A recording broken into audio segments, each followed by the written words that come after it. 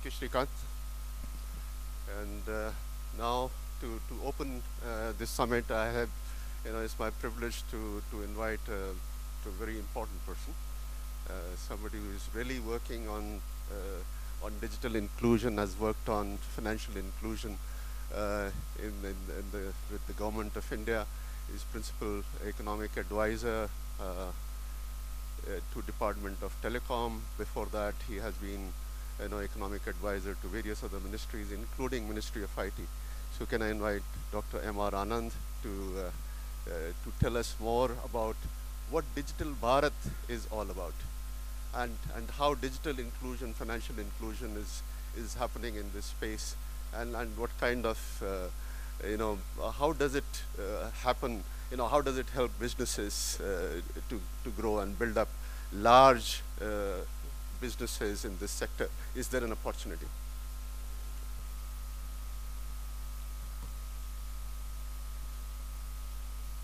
Thank you, Rakesh, and thank you, Srikanth. It is really wonderful that a session on Bharat has been organized in the NASSCOM conclave. In a sense, it's a refreshing, not just a change. Its time had come, and I think it's absolutely appropriate that this has been done and a good beginning has been made.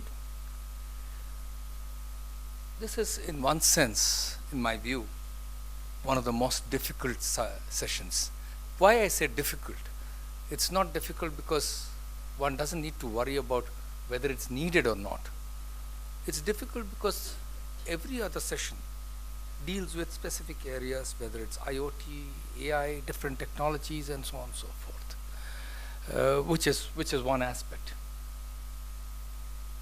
This session deals with a very typical problem. It deals with the interface between technology, society, and needs.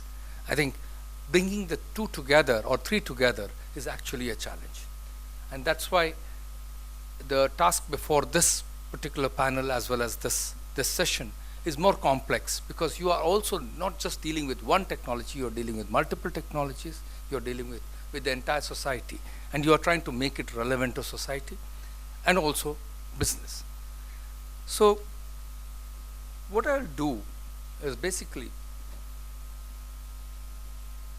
try to emphasize on the point, and which I think perhaps needs no emphasis, that we are being inundated with a huge number of technologies which have come of age, and they have transformed markets, they have transformed the economy, or they are transforming the economy. In any case, they are impacting the economy, and this is not just unique to India, it's a global phenomenon.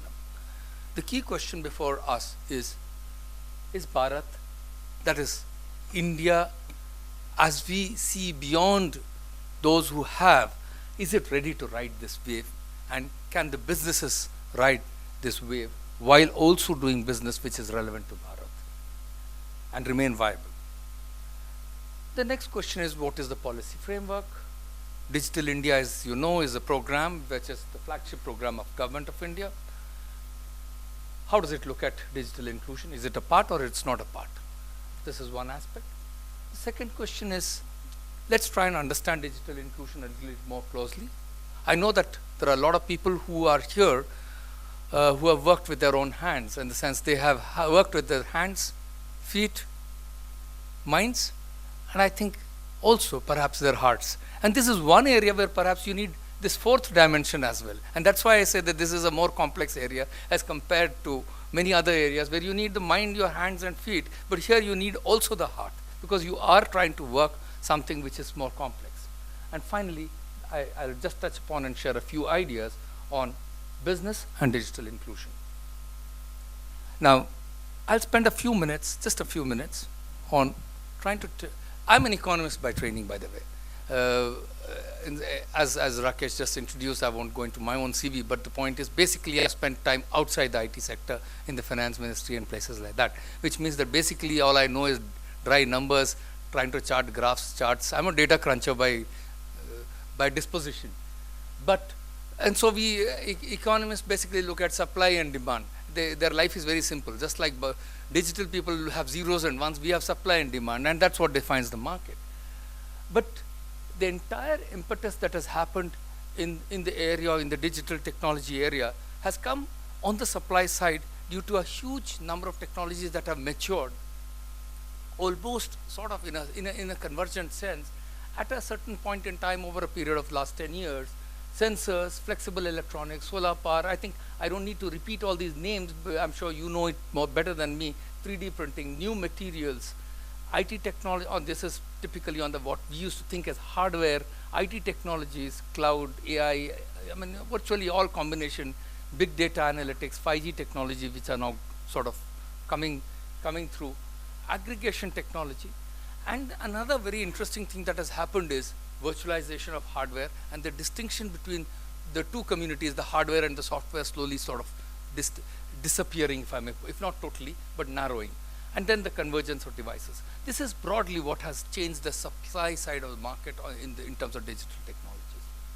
On the economic side, on the demand side, we are talking about economic growth, demographic factors, continuing spread of optic fiber cable, lots of public investment, which not only in India but world over, money being put into expanding the networks, satellite-based applications, smart cities, etc., is continuing to propel the demand.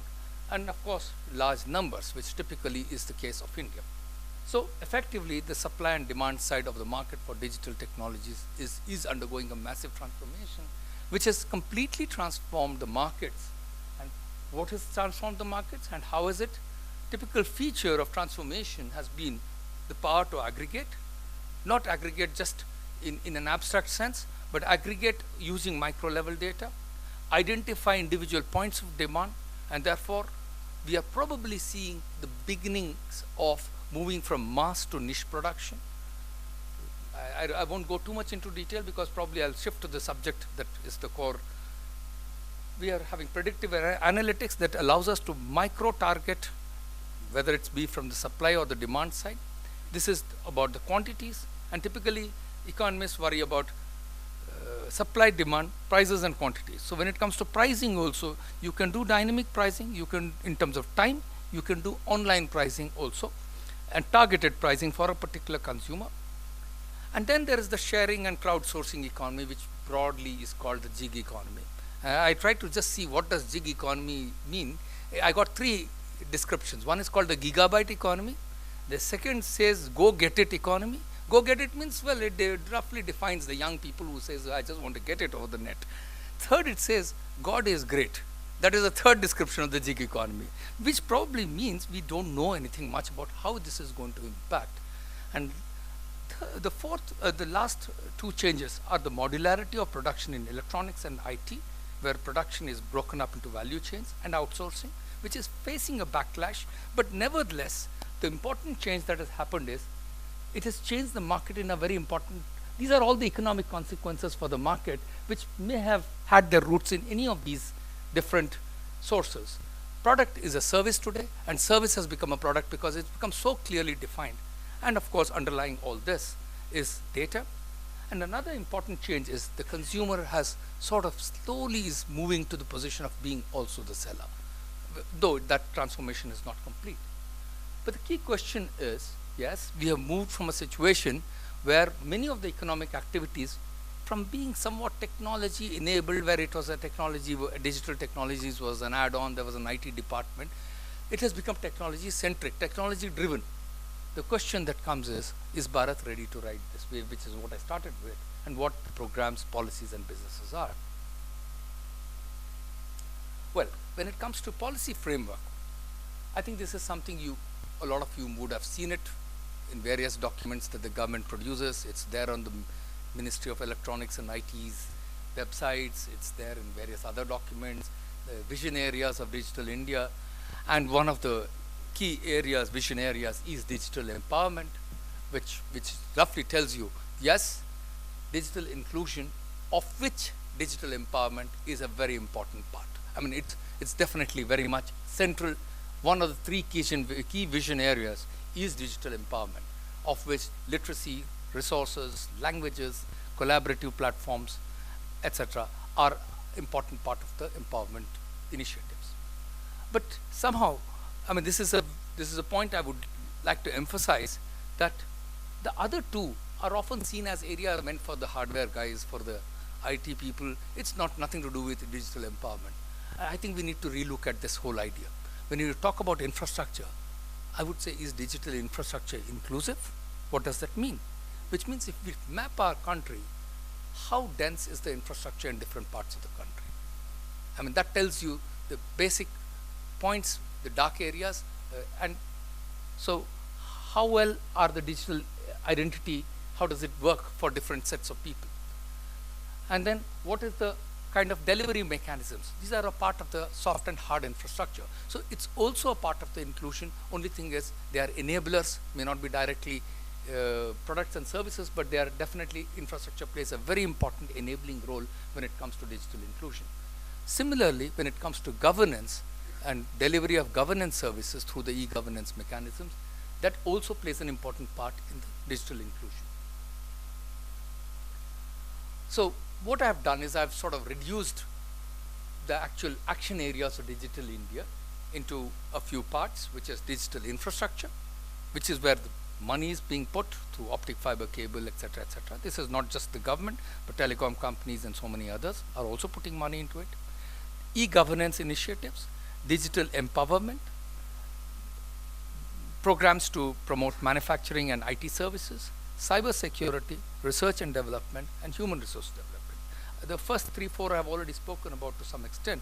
R&D, what kind of products are our labs producing? Are they producing, or are they researching into products which actually mean something beyond pure technical applications? Are they connected to society? That's the key question.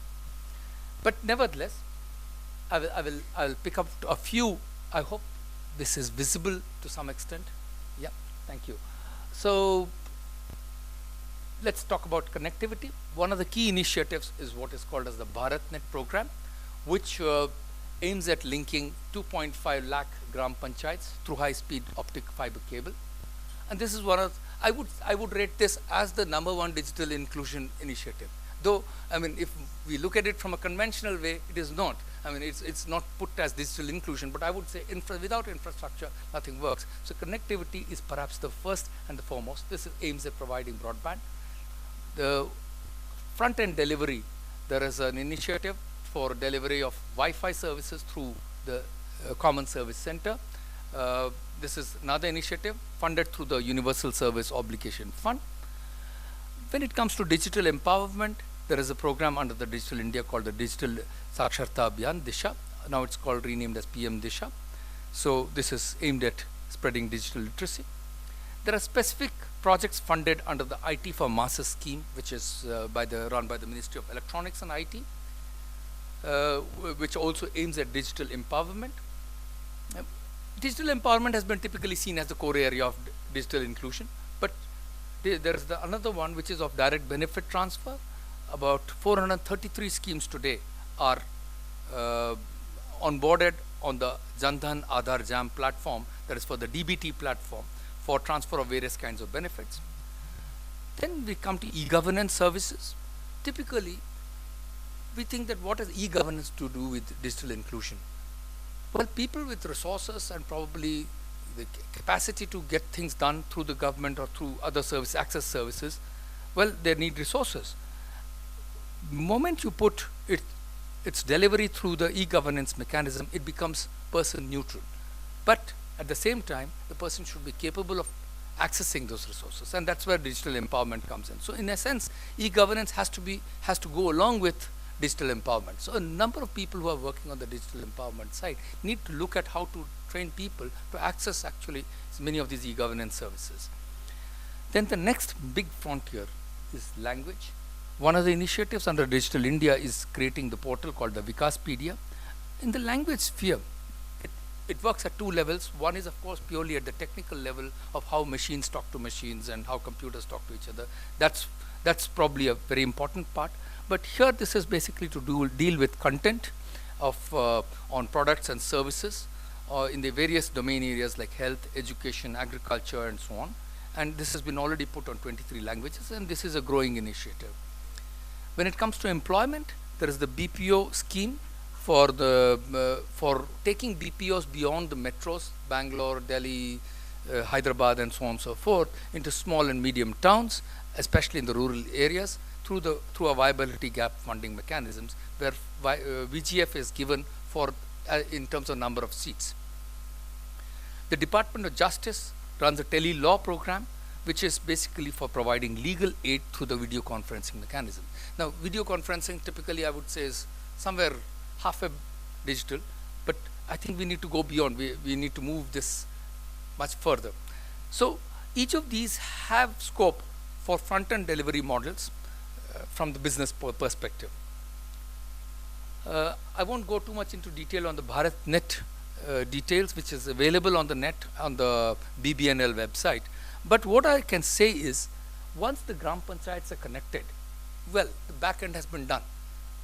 Who is going to give you the Wi-Fi services? Who is going to do the value-added services? Whether it's telemedicine, whether it be any kind of value-added service, which is through the using Wi-Fi or various other modes, that basically is a business proposition through PPP or through private parties. And this is already happening in some places. So that is one of the areas which I think is going to transform the rural economy. And probably its biggest potential, we are yet to see it, but it's something which is going to be worth waiting for. Then, of course, the new digital communication policy has been announced, which has rural connectivity as its key focus. And of course, it lays down specific targets in terms of speeds that will be made available as the Bharat.net gets complete.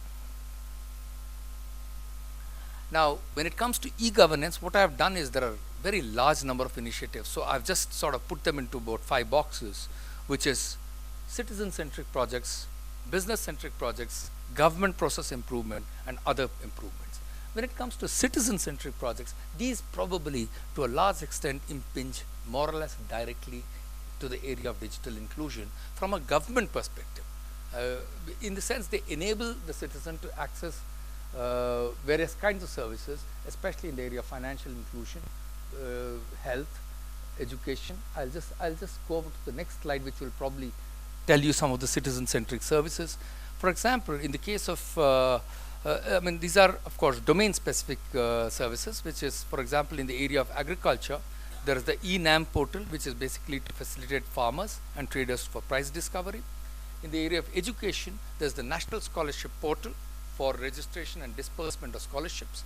The almost all now major scholarships, including the merit cum means and means scholarships, are now being through a direct benefit transfer route and through the National Scholarship Portal.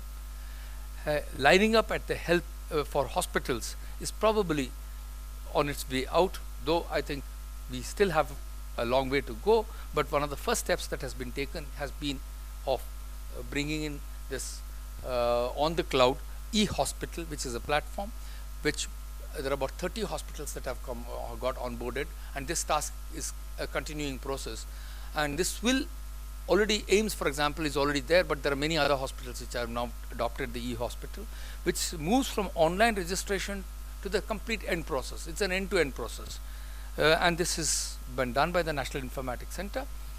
There are marketing sites which are there. Mahila e-Heart, for example, is for marketing of SAG products by women. Khoya Paya is a very interesting initiative for lost children, which is a very major and societal problem, especially small, medium towns where parents just don't know what to do. They can't afford to issue advertisements and contact hundreds of people. This is a portal which has been created by the Ministry of Women and Child. Government procurement. Now you may ask me what is special about government sort of procurement from the perspective of inclusion. Typically accessing the government procurement system means participating in tenders, and which is a time-consuming and difficult process. Now, for the first time, perhaps the GEM portal has become a means by which very small companies, enterprises, startups can actually register themselves. And I've deliberately avoided numbers. I mean, I would have loved to bombard the audience with numbers, but I've avoided doing that because I thought it's important to get the message across that GEM is perhaps one of the most important ones, which will probably enable, or it's already started to enable, a lot of small companies to access the government procurement system directly. Handicrafts, an area which I started my own career from, is an interesting area where perhaps this is one of the portals created by the Ministry of Textiles for direct marketing of handlooms and handicrafts artisans. The national policy on skill development has one interesting caveat, which is that all skill development must be ICT based. So which means that it transforms the way skills are going to be imparted. So this list is of course sort of illustrative. I can't probably go into all the 44 different domain areas, but the idea was to give you a flavor that the Digital India does have digital inclusion as one of its core components. Just to get the point across domain areas, this is one of the projects that I was personally involved with. This was basically an agro advisory project which was running in a small way in Andhra Pradesh. We took it to the northeast, given the terrain. It's an IVRS based, it's a two-way communication system which works with feature phone, mobile phone, and there is a lab inside, housed inside the agriculture university in Barapani and in Andhra Pradesh. And now it's sort of suddenly moved. There was a 2 years back it suddenly changed because there was a lot of interest from Meghalaya government and because of their own terrain, and they moved it beyond agriculture into, they said, why agriculture? The software is the same. Now we moved it to the cloud, and then they said, why agriculture? The software is the same. And I heard a very interesting suggestion coming from one of the persons who was running this project. He said, sir, to take a person from say Jayantia Hills to Shillong in a car is still possible, but I can't take a buffalo in a car. So instead of moving, other than telemedicine, it is being used for giving medical advice for animals, for cattle. So it solves a very major livelihood problem. And that brings me to the point, this is another similar initiative which is being done by what is called as the Digital India Corporation under MeitY, where I was associated for some time, on giving CAD skills to handloom and workers. This originally started with chicken and has now moved to weaving at Varanasi. Now this brings me to the point that how do we look at digital inclusion? I'll close shortly. How am I doing on time? Okay. So digital inclusion, when we talk about inclusion, we should first actually start with exclusion. Those who are statisticians will probably know that statistics talk something called data truncation. That means, for example, you take banking data. I'm not referring to all the issues with banks. I'm just referring to banking data. Banks will always tell you how many loans they gave. They never will tell you how many loans they did not give. Why? Because it's never collected, never reported. There's no need to do it. I mean, there's no reason why one should even think about it. But that's exactly what is called exclusion, which means where you are out of sight. It's not even considered important. And we need to get aware of this exclusion because that is where the potential market is, because we have not looked at it at all. Then there's the digital divide. We know that it's across the fence, but let's not worry about it too much. Well, coming to the dimensions of digital inclusion, they could stem from spatial, rural, urban, income-based. Then they could be societal, which is gender-based, caste, religion, community, language.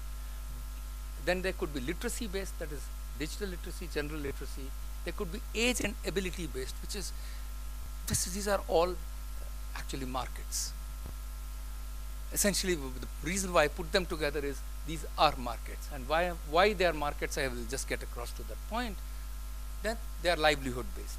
And I would stress on the last point, if an application is livelihood-based, it will get picked up quickly because the person is making money, making a livelihood out of it, right? So we need to identify livelihoods. So these categories actually overlap, and that is why digital inclusion is complex, because it has multiple causes, multiple dimensions, and it is multi-layered. All of them can be there at a point in time. We need to identify what are the different layers in a given situation. But once we have identified it, they define the market segments. I won't go too much into it, but this is another point that I was trying to just stress upon, that we have often looked at device penetration. India's device penetration, despite all we say, is still low, especially if you're talking in terms of computer penetration. But when it comes to mobiles, yes, it has seen a dramatic increase, but there are areas, for example, the rural teledensity is still around 60. So, which means that there's a lot to be done even now. But there's also access to content. And it is here which perhaps we need to also look at the question of how institutions can provide access. If I ask in any audience, how many people access the internet at home and how many do it through institutions? A very large number of people can access internet only through institutions. So I just come to my last two slides. This is why is it good for business? India needs digital inclusion, no doubt about it. It has business appeal because more people digitally included means there's a larger market. What are the sources of demand? These are the sources of demand. Can it be business? Yes, it can be, provided they are appropriately the needs. We need to design products, reimagine these products. We need to identify needs and link them to livelihood. We need to have domain-specific IT products in many of these areas, and we need to have collaboration between domain experts and various other experts in the area of electronics. And I thank you for your attention.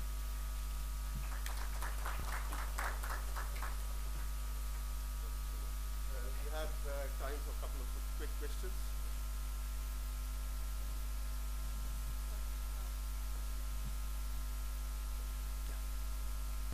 Sure.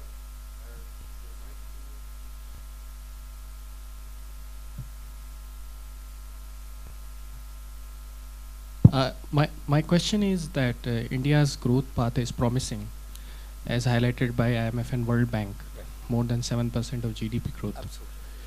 But if we drill down the numbers, major part of that growth is basically consumption, which is 65-67%. While gross fixed capital expenditure, which is an indicator of industrial investment, is falling down. It was 34% in 2012, now it is 28%. And technology industry being a part of it. And the major reason is that sometimes regulations don't allow the genuine business propositions to flourish, especially in rural areas. So that's why there are discussions around developing sandboxes where technology companies can experiment, and even if they fail, it is limited to this sandbox. So is that happening on a grand scale, or are there plans to do that? Well, if you are referring to innovative technologies, I think there is already an Atal innovation scheme. But when you are talking about pilot projects of the kind, I think the scheme also has a component for doing pilots. I may not be able to go into too much of a detail because I don't really deal with it. But yes, there is definitely a provision, and I think quite a number of projects have been funded under the Atal Innovation Scheme. There's an earlier MATI scheme called TIDE, which is also there, which is more in the nature of an incubator kind of model. But coming to your point, I think it's a very valid point, though it's a larger point than just the digital sphere. That's why I was stressing so much on the need for digital inclusion. While empowerment is a good point, but we need to move to creating applications especially focused on domain areas. If we do that, we will be addressing this question that we are going to power growth not just through consumption, but through participating in the economy. And I think that this is the right time to do it. There is demand for example, organic foods. There's demand for handcrafted material, but they are not IT enabled as of today. I mean, there are portals and so on and so forth in the area of textiles and handicrafts, but I don't think the scale is large enough. Handicrafts has actually seen a very large number of portals that have come up, but it still is it's nothing at all. And there are lots of processes which probably need to be carefully studied to be able to see how IT can help them, not de-skill them. That's also important. So, Thank you.